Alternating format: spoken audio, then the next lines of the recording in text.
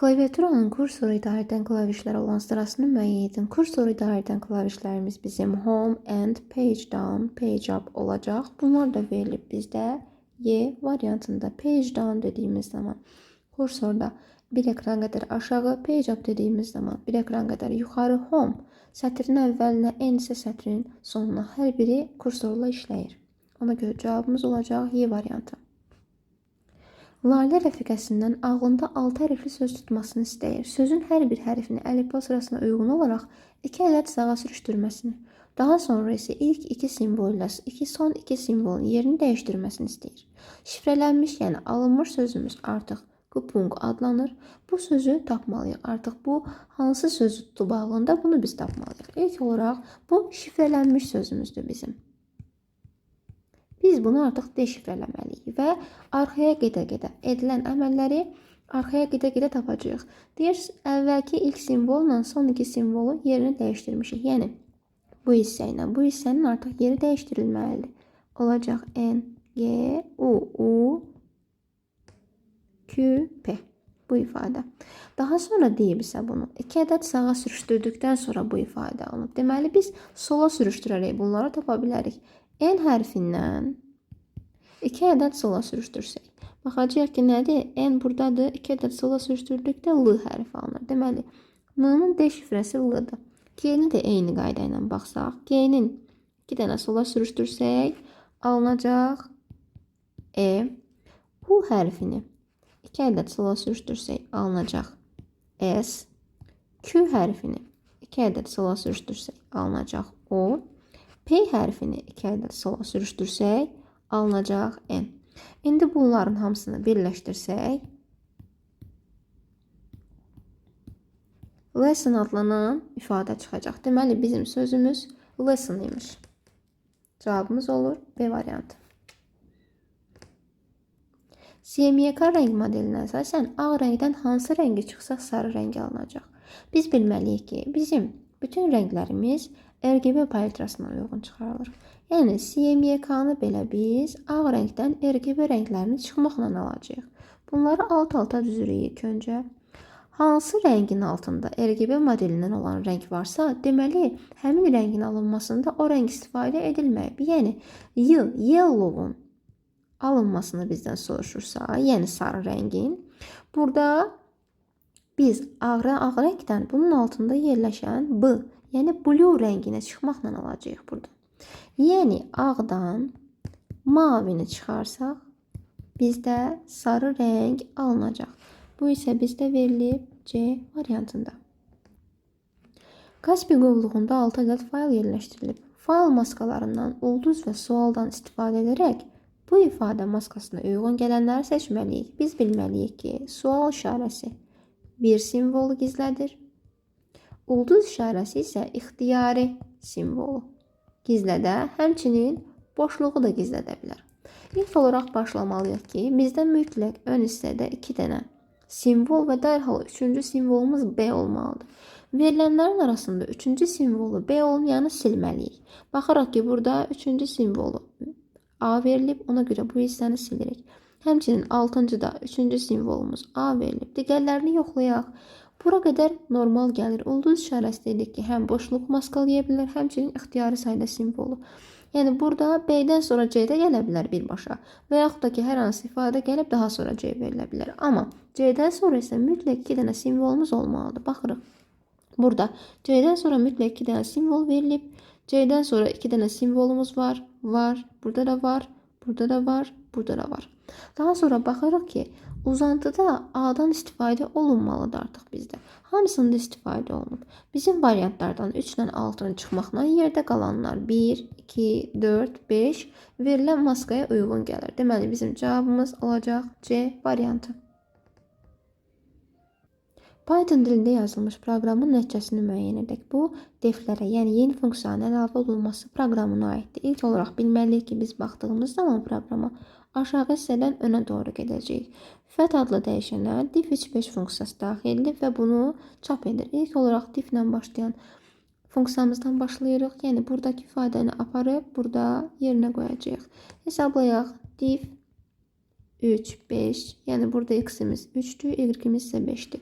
Aşağı hissədə x-in hesablanmasına baxaq. X bərabərdir 3 üstə gəlinsin f. X plus 2, yəni 3 plus 2, 5. Digər isə x plus 3, yəni 3 plus 3, 6.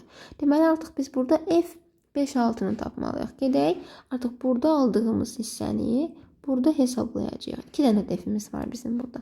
Hesablayaq. F5, 6'nı hesablayaq. Artıq burada A ilə B ilə verib. Heç bir fərqi yoxdur. 5'imiz deməli A'dır, 6'mız isə B'dir. Hesablayırıq. A bərabərdir 2 vurulsun A, yəni 5. Üstünə gəlinsin 4. Buradan aldıq 14. B bərabərdir A plus 10. Yəni A'nın yeni qiyməti 14 plus 10 bərabərdir 24. Return'də isə, yəni həmin funksiyanın ifadəsinin cavabını qaytaran return'də A plus B bərabərdir 24 plus 14. Burada alırıq 38. Yəni bizim artıq F5 6'mızın cavabı olacaq 38. Burada da 38'in üstünə 3 gəldiyimiz zaman cavab olur 41. Yəni x-in yeni qiyməti oldu 41. Keçirik digər hissəyə, yəni y-in hesablanması. Y bərabərdir 2 vurulsun 41. Üstə gəlinsin F 41, 3 vur y. Y-imiz isə bizim burada nə idi? 6. 3 dəfədə 6, 18. Yeni funksiya yarandı artıq burada. F 41, 18. Aparıb həmişəki kimi yenə yuxarıda f a-b'ni tapırıq. A-mız burada 41, b-miz 18 verilib. Eyni qayda ilə hesablayırıq. A bərabərdir 2 vurulsun 41. Üstünə gəlinsin 4. Buradan alırıq 82, üstünə gəlir 4, elədi 86. B-miz tapanda isə A-nın üzərinə 10 gəldi. Yəni 86 üstə gəlinsin 10. Bərabər 96. Eyni qayda ilə return'də A plus B. 86 üstə gəlinsin 96'nı hesablayırıq. Cavabımız edir 182. Deməli, F41 18'in cavabı 182'yə bərabərdir. Burada hesablayasaq 82 üstünə gəlinsin. 182 bərabərdir 264'ə. Burada artıq bizdən return x plus y soruşur. Yəni aldığımız 41 üstə gəlinsin 264'ü cəmləyəcəyik. Buradan da cavabımız alınır 305. Deməli bizim doğru variantımız olacaq A bəndi. Aşağıdakilərdən hansı periferiya, yəni xaric qruqlarının yerinə yetirdiyi funksiyalara aid deyil? Verilənlərin daxil edilməsi. Ümumiyyətlə, periferiya qruqları həm giriş, həm çıxış, həmçinin hər ikisinin olduqları qruqlara deyirlər. Bir növ xaricdən görə bildiyimiz qruqlardır.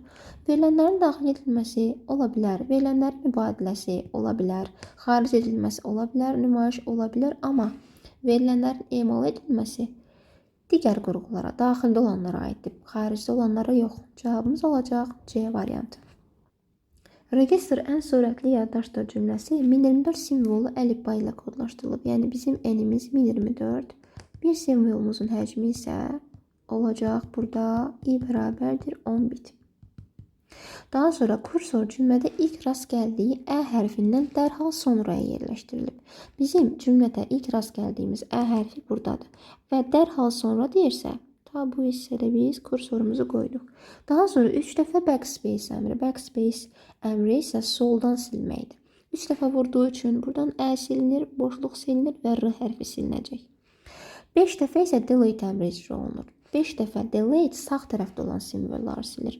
5 dənə simvolu sağdan silirik. 2, 3, 4 və 5. Artıq bundan sonra birinci söz seçilir Ctrl+C, daha sonra kursor mətnin əvvəlinə gələrək Ctrl+V edilir. Yəni buradan aldığımız bizim ifadə registr yaddaşdır cümləsidir. Daha sonra deyir Ctrl+C edilib. Yəni burada verilmiş birinci söz bir dəfə də eyni şəkildə burada yazılır. Daha sonra deyir ki, bütün dəyişikliklərdən sonra mətnin həcmi nə qədər olar? Və biz bilirik ki, bir simvolumuzun həcmi neçədir? Burada 10 bitə bərabərdir. Sayacağıq bunların hamısını. 1, 2, 3, 4, 5, 6, 7, 8, 9, 10.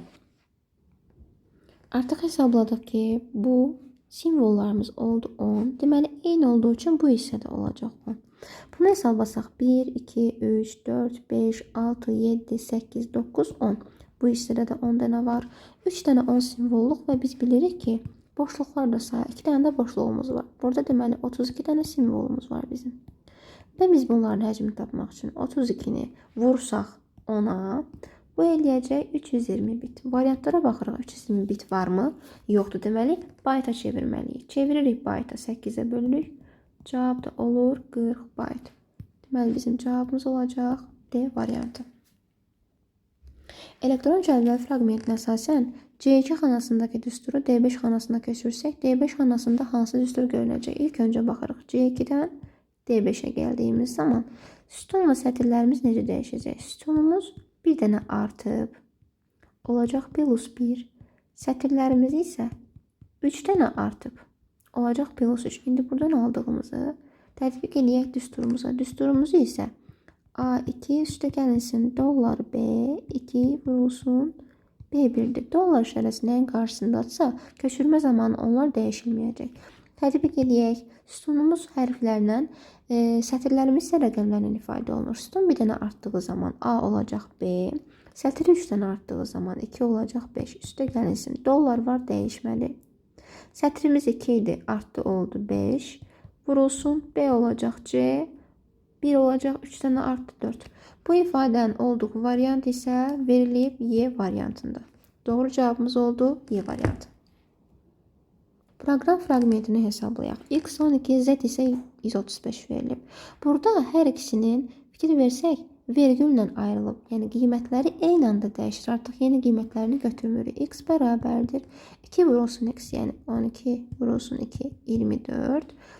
Z isə bərabərdir X plus Z. Amma yeni qiyməti yox, eyni zamanda dəyişdiyi üçün 135 üstə gəlinsin 12 formasında olacaq. 147. Çapda isə bizdən birinci Z-in qiymətini, daha sonra isə X-in qiymətini soruşur. Cavabımız olacaq B variantı. Bu ifadəni hesablayın. Fikir verirsinizsə, burada müxtəlif say sistemlərində verilib. Hesablamalarımızın hamısı onluq say sistemində aparılmalıdır. Bir-bir bunları hesablayaq. İlk öncə 15, 295'lik say sistemində verilib. Fərqi yoxdur, hansı say sistemindən keçirsiniz. Onluğa keçdiyimiz zaman qüvvəti ayırmadan istifadə edirik. Yəni 1 vurulsun 295 üstündə 1. Üstə gəlinsin 5 vurulsun 295 üzərində 0. Hər hansısa bir ifadənin üstü 0 bizə 1 verir. Hər hansısa bir ifadənin üstü 1 isə həmin ifadənin özünü verəcək. Bunlardan istifadə edərək yazaq. 295 üstə gəlinsin 5. Buradan aldıq 300 onluq say sistemində. Digərini hesablayaq. 50, 350'lik say sistemində verilib. 5 vurulsun 350 üstü 1, üstə gəlinsin 0. Vurulsun 350 üstə 0'a. Bu ifadə ilə özü 0'a bərabərdir. 350'ni alınır burada cavabımız 1750. İndi bu iki ifadəni biz toplamalıyıq. Çünki burada toplama işarəsi verilib bizdə. 1750 üstə gəlinsin 300 alacağıq 2050. Daha sonra digərini 55'i 9'luqdan 10'luğa keçirdək. 5 vurulsun 9 üstə 1 üstə gəl. 5 vurulsun 9 üstə 0. Buradan alırıq 45 üstə gəl 5 bərabərdir 50'yə. İndi bu aldığımız 50'ni böləcəyik 2050. 2050 bölünsün 50. Cavabımız olacaq burada 41. 41 isə verilib biz hansı variantda? B variantında. Video fayllarına aid olan uzantıların doğru verildiği variantı seçməliyik. Bu isə bizə verilib C variantında AVI, FLV, MPG və VMV hamısı aiddir video fayllarına. Cavabımız olur C variantı. Məsələn, A variantında burada verilib WAV səs aiddir. BMP'dir, GIF'dir, bunlar aiddir qrafik fayllara. Burada daha doğrusu sistem fayllarına aid olmaz. MDB verilənlər bazasına aid olmaz. Bir dənə qalır C variantı. Hesablayıcı maşına girişdə 3 rəqəmli ədəd daxil edirik. Maşın bu ədədi aşağıda verilmiş qayda ilə ədədə çevirir. Ədədin birinci və üçüncü rəqəmləri, daha sonra ikinci və üçüncü rəqəmləri toplanılacaq. Yəni, burada hər hansısa bir ABC ədədi verilibsə, ilk olaraq A ilə C, yəni birinci və üçüncünü cəmləyirik. Daha sonra ikinci və üçüncü, yəni B və C-ni cəmləməliyik. Daha sonra deyir ki, bunları alınmış ədədləri artan sıra ilə yanaşı yazılmalıdır. Nümunədə isə bizi bunu aydın şəkildə göstərilib. Əgər maşının çıxışa verdiyi 12-16 olarsa, Bizdə girişə verilə biləcək ən böyük və ən kiçikləri hesablamalıyıq. 12 və 16. Deməli, bizə veriləcək rəqəmlərin birinin cəmi 12-dir, digərinin isə 16-dır. 16-nın cəmini verəcək və 12-nin cəmini verə biləcək rəqəmləri gəlin ən böyüyünü hesablamağa başlayaq.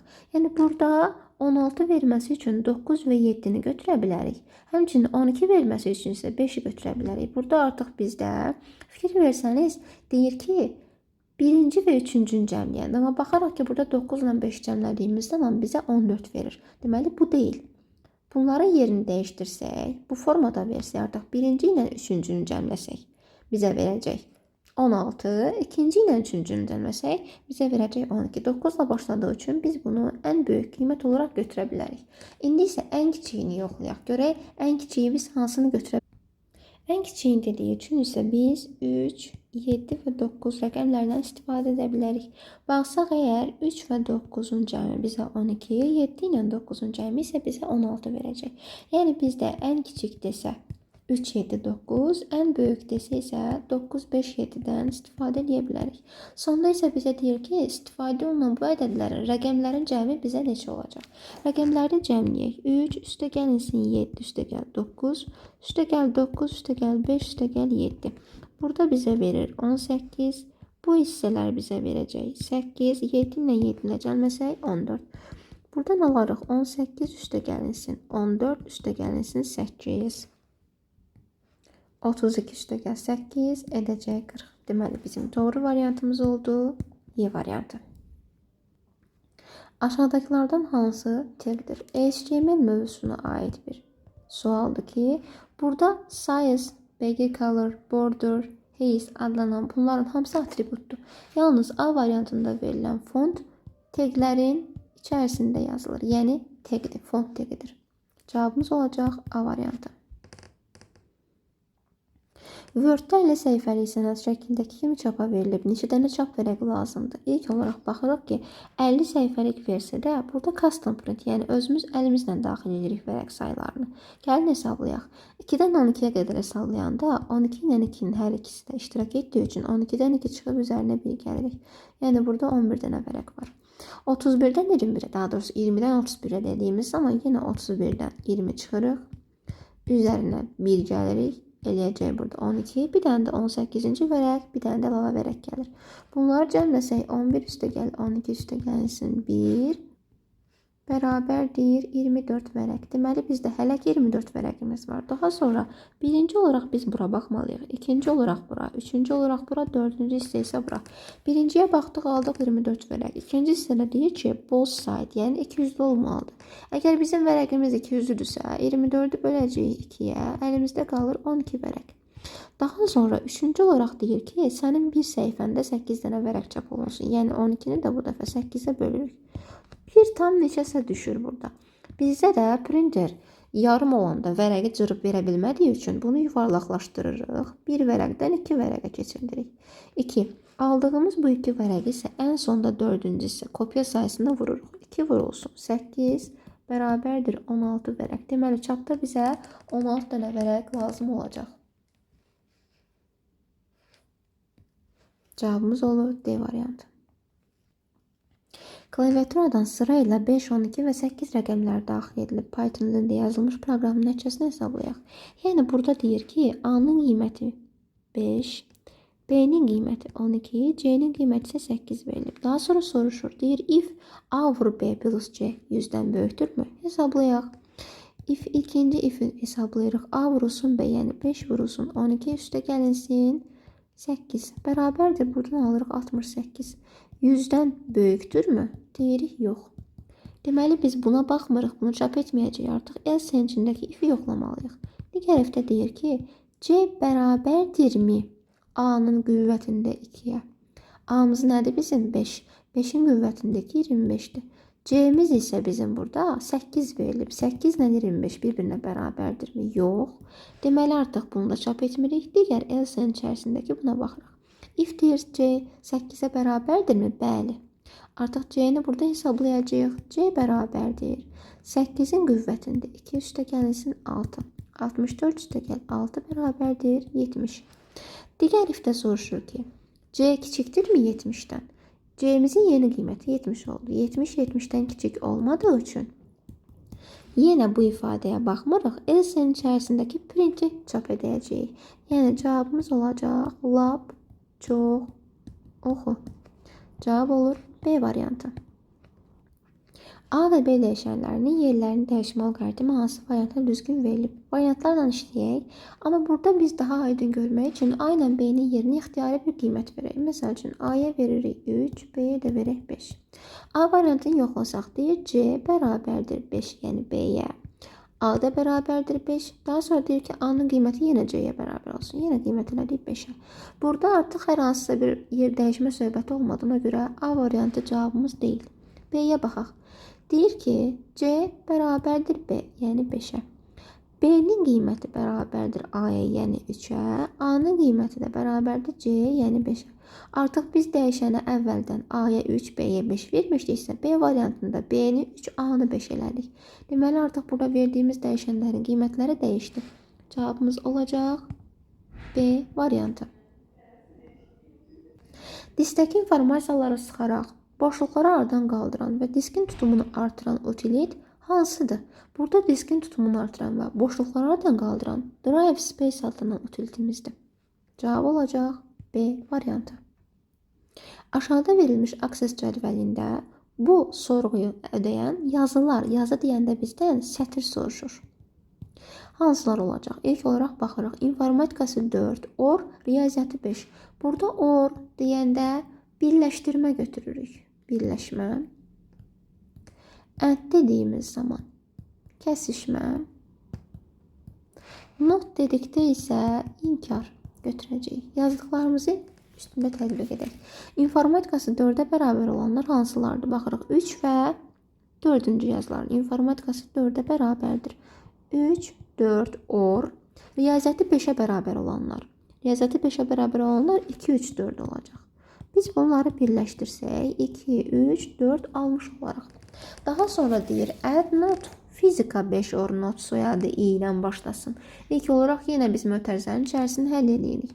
Fizikası 5-ə bərabər olanları hesablayaq. Fizikası 5-ə bərabər olan 2-dir və 4-dür. 2, 4 or.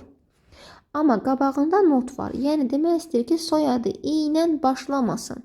Soyadı da i ilə başlamayan bir dənə ikinci sətirdə olandır. Yazırıq bura 2. Buradan alırıq yenə 2, 4. Amma bu mötərizənin qabağında da yenə not var. Yəni bu demək istəyir ki, not 2, 4-dürsə, artıq 2, 4 olmayan, yəni 1 ilə 3-ü götür. Buradan aldığımız cavabı, buradan aldığımız cavabla neyinirik? Kəsişdiririk. 2, 3, 4 and 1, 3. And kəsişimi olduğu üçün ortaq olan hər ikisində 3-dür. Buradan cavabımız olacaq 3. Yəni A variantı. A təpəsindən F təpəsinə, D təpəsindən keçməklə neçə müxtəlif yolla getmək olar? Bizim əsas baxacağımız isə bu D təpəsindən keçməkdir. Yəni biz elə etməliyik ki, A-dan F-ə doğru yalnızca D təpəsindən keçsin. D-dən keçməyən qolları biz kəsməliyik. Onlardan hesablamayacağıq. Bizim D-dən keçməyən qolumuz B-dən Y-yə gedən qoldur. Fikir verirsinizsə A, B, D bu formada gedir. Amma A, B, Y-dən gələndə Y-yə, D-yə keçməli artıq bir qolumuz yoxdur. Ona görə B-dən Y-yə gedən qolu oradan kəsirik. Daha sonra C-dən K-ya gedən qolu da kəsirik. Niyə? Çünki artıq biz C-dən K-ya geçsək, D-dən keçməyə başqa bir yolumuz qalmır. Yerdə qalan qollarla bərabər bunların hamısını hesablayaq. A-dan çıxan qolların üzərinə 1 yazırıq. Baxırıq ki, B-yə daxil olan bir dənə qol var. Deməli, B-dən çıxanlar da 1-dir. Həmçinin C-yə daxil olanlar da 1 olduğu üçün C-dən çıxanlar da 1 olacaq.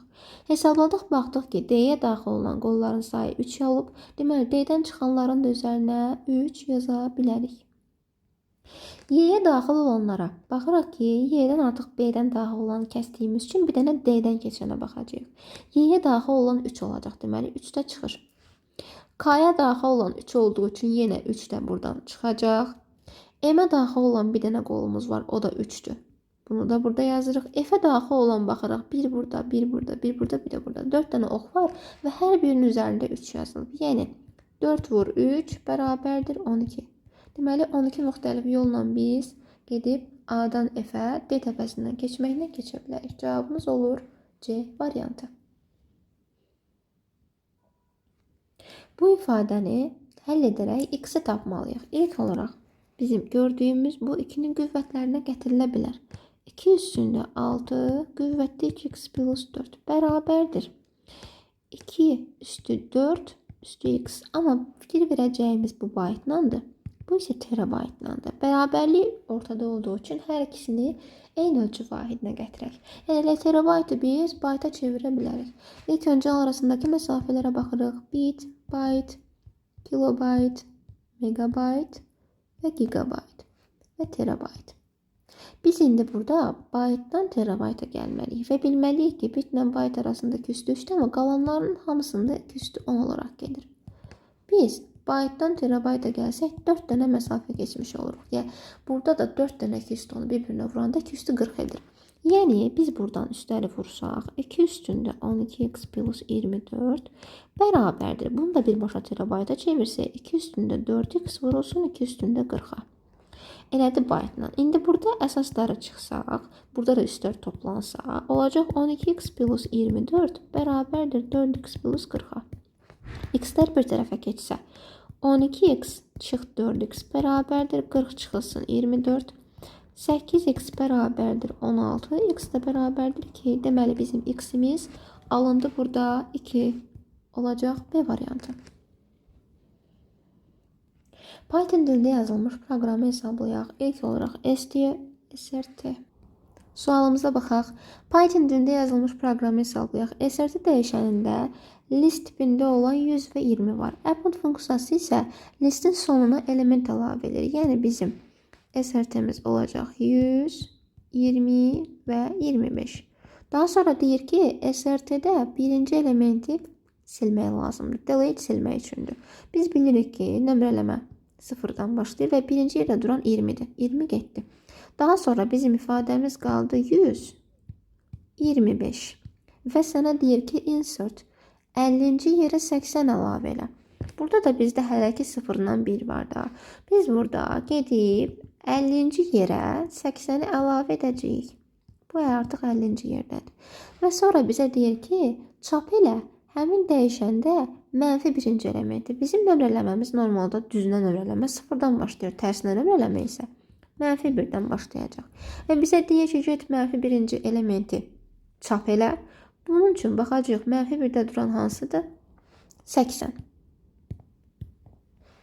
Bizim cavabımız olacaq Y variantı. 15 kilobaytlıq klasterə neçə ədəd 6 kilobaytlıq səs faylı yerləşər? Biz bilməliyik ki, biz bir klasterə maksimum bir fayl yerləşdirə bilərik. Və 15 kilobaytlıq klasterimizin içərisində 6 kilobaytlıq yerləşdiyi üçün deyəcəyik elə bir dənəsi bizə bəs eləyər. Deməli, bir dənə yerləşdirmək mümkün olacaq. Cavab olur A variantı. Doğru fikirləri müəyyən edin. Aktiv istinadın rəngi V-link. Xeyr, aktiv istinadın rəngi A-link olmalıydı. Deməli, 1 səhvdir. Arxa fonun rəngi BG color ilə müəyyən edilir. Bu doğrudur. Baxılmış istinadın rəngi V-link ilə təyin edilir. Bu da doğrudur. Ejar tagi yeni sətr əlavə etmək üçün istifadə olunur. Xeyr. Mətnə istinad əlavə etmək üçün href atributundan istifadə olunur. Düzdür. Təqlərdən biri olan SC şəkil əlavə eləmək üçündür. Xeyr, SC təq deyil, atributdur. Cavabımız olacaq burada 2, 3, 5. Yalnız giriş qurğularını seçin. Burada bizə deyir yalnız giriş qurğuları. Ona görə götürəcəyik web kamera giriş qurğusudur. Sensorlu monitor həm girişdə, həm çıxışda. Bizə burada yalnız giriş dediyi üçün ikini də götürmürük. Proyektor çıxışda, skaner girişdi, plotter çıxışdı, mikrofon isə bizim səsimizi daxil etdiyi üçün girişdi. Olacaq burada 1, 4, 6. Jurnalın bir vərəqindəki informasiya tutumu 60 kilobaytdır. 5 jurnal vərəqinin həcmindəki mətni surəti 256 simvol saniyə olan printerdə çap etmək üçün neçə dəqiqə zaman lazımdır və kağız dəyişmə vaxtımız nəzərə alınmır. Biz bilsək ki, burada bizim surətimiz artıq həcmimizə görə yox, istifadə etdiyimiz simvol sayına görədir. Deməli, biz də bunu ilk olaraq simvol hissəsini tapmalıyıq və 5 jurnal vərəqi üçün deyilir bizdə burada. İlk olaraq, əgər bizim həcmimiz 60 kilobaytdır və standart əlifba yoxdursa, deməli, ASCII ilə hesablanıb bu. və bu da 1 bayt olaraq götürülüb. Deməli biz burada 60-ı ilk öncə bayta çevirməliyik və 5 dənə jurnal dediyi üçün 5 vurulsun 60, o da vurulsun 2 üstündə 10. Deməli bizim simvolumuz bu qədərdir. Deyir ki, əgər bu qədərli simvol 256 simvolu 1 saniyədə ötürülürsə, bəs bu qədərliyimiz nə qədər dəqiqədə ötürülür? İlk öncə biz saniyə ilə tapaq bunu, x saniyə ilə. Daha sonra biz bunu çevirərək dəqiqəyə.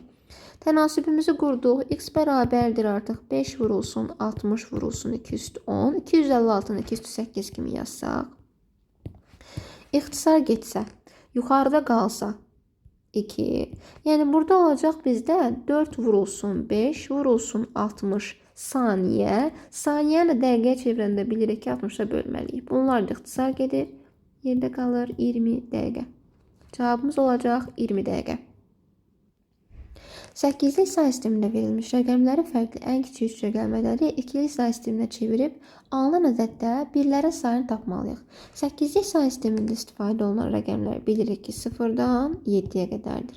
Və burada bizə ən kiçik və rəqəmləri fərqli oldu dediyi üçün 1, 0, 2-dən istifadə edə bilərik. Bu 8-likdə verilib və bizə istəyir ki, 2-liyə çevirək. 8-likdən 2-liyə biz bilməliyik ki, 4-2-1 üsulundan istifadə olunur. Yəni rəqəmlərimizi ayrı-ayrılıqda yazırıq. Hər birinin altında 4-2-1, 4-2-1, 4-2-1 yazırıq. Və 1-in cəmini, 0-ın cəmini, həmçinin 2-nin cəmini verənlərin altına 1, qalanlarına 0 düzməliyik. Bizdə burada 1 verildiyi üçün 0, 0, 1, 0, 0, 0, 0, 1, 0 veririk. Alınan ədədimiz budur. Və bizə deyir, birlərin sayını tapın. Bir dənə birimiz buradadır, bir dənə də burada. Deməli, bizdə 2 dənə birdən istifadə olunub. Cavab olacaq 2. Ethernet texnologiyasının parametrlərini uyğunlaşdırıq. Bizdə burada ötürülmə sürəti deyirsə, 1-ə götürəcəyik 10 megabit böl saniyə. Yəni 1-i olacaq C. Ethernet texnologiyasında ötürülmə sürəti hələ ki 10 megabit böl saniyə olaraq aşağı sürətlə verilib. Ötürülmə mühiti dediyimiz zaman biz götürəcəyik koaksial kabelləri. Yəni olacaq 2Y. 3-də isə götürəcəyik biz şəbəkə segmentinin maksimum uzunluğu deyirsə 500 metrə dək. Yəni olacaq D. Buradan aydın olur ki 1-ə C, 2-yə Y, 3-ə isə D. Klaviaturadan daxil edilmiş bu ədədin içərisində olan 2 və 0 simvollarını silərək digər rəqəmlərin ardıcıllığını eyni saxlamaqla çap edən proqramı Python dilində.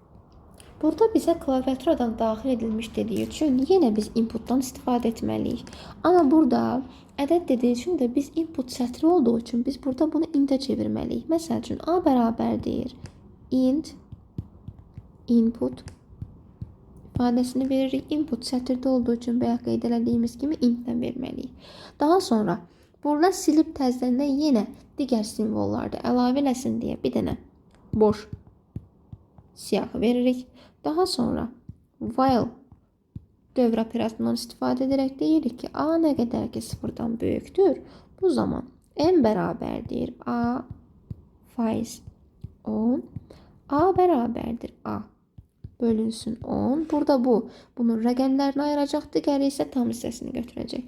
Daha sonra while-ın içərisində şərt veririk ki, if M dəyişənimiz, yəni daxil etdiyimiz ədədin içindəki rəqəmlər əgər 2-yə bərabər deyilsə, həmçinin 0-a bərabər deyilsə, bu zaman B append, yəni siyahının sonuna həmin bu verilmiş rəqəmləri sətr tipində əlavə et. Daha sonra bunu dövr eləyib aldığımız siyahını biz yenidən tərsinə çeviririk. Bu zaman yazırıq bir reverse. Bu bizim aldığımız ifadəni tərsinə çevirmək üçündür. Aldığımız ifadəni isə daha sonra birləşdirmək üçün yazacağıq join B. Bu artıq siyahını sətrə çevirir. Ən axırda isə aldığımız o sətri int tipinə çevirərək cavab edəcəyik. Monitorun hər düyümünə düşən piksel sayı 50 pikseldir. Yəni bizdə bir düymə 50 dənə piksel düşəcək. Monitorun şaqili və üfüqi ölçüsü uyğun olaraq 152.4 cm, 203.2 cm olsa, monitorun diaqnalı üzrə neçə piksel yerləşəcək? İlk olaraq monitorumuzu çəkək. Deyir ki, uzunluğunda 203.2 cm, enində isə 152.4 cm-lik hissə var. Biz bilirik ki, bu diaqnal hissəsi düyümlər vasitəsindən ölçülür və biz bunları ilk öncədən düymə çevirsək, 203.2 cm bölünsün 2,54 cm. Bunları böldüyümüz zaman niye bölürük? Çünki bizim bir düyümümüz 2,54 cm bərabərdir. Böldüyümüz zaman buradan alırıq 80 düyüm. Digər hissəni, yəni 152.4 cm 2,54-ə böldüyümüz zaman isə alacağıq 60 düyüm. Gəlib yerində yazsaq, bura 80 olanda burada 80 olur. Bura 60 olanda burada 60 olur. Biz burada Pifagordan istifadə edərək x bərabərdir. Kök altında 80 kvadratı plus 60 kvadratını çıxartsaq, kökün altından bizdən 100 çıxacaq. Deməli, bizdə diaqnalından ölçəndə 100 düyüm hissəyə düşür bura. Bizdə də deyir ki, əgər bir düyüm 50 pikseldirsə, diaqnalı üzrə neçə piksel yerləşəcək? Biz tapdıq ki, bir düymə 50 pikseldirsə, bəs 100 düymə nə qədər olar? Burada x qoysaq, tənasib formasında biz bunu hesablasaq, x bərabərdir 50 vurulsun 100. Yəni, diaqnalda bizim yerləşir 5000 pikselimiz. Cavabımız olur 5000.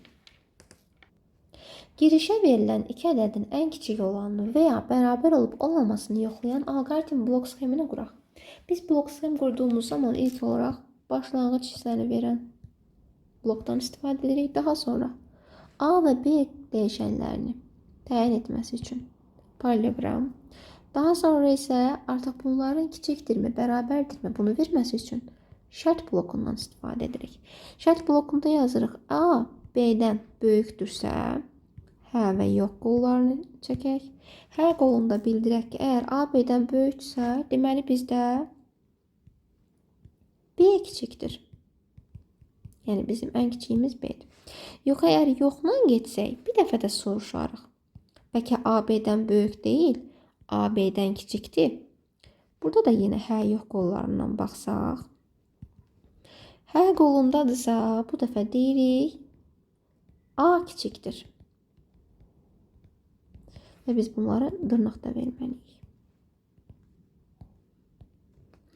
Yox, əgər yox qolundan geçsək, artıq bir dəfə də soruşmağımıza ehtiyac yoxdur. A B-dən böyük deyilsə, A B-dən kiçik deyilsə, yəqin ki, bərabərdir.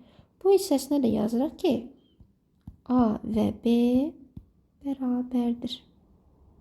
Bunlar da hamısı dırnağın içərisində verilməlidir. Blok sxem bu formada qurulur.